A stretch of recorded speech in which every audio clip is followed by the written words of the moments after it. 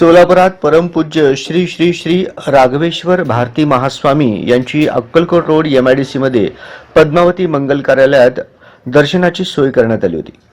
यावेळी भाजपा युवा मोर्चा शहर अध्यक्ष श्रीमान डॉक्टर किरण देशमुख मालक, उद्योगपती दत्तात्रय बोरा, अनिल देवसानी, पद्मावती मंगल कार्यालयाचे मालक विवेक देवसानी, विजयकुमार पिसे, पेंटप्पा गड्डम,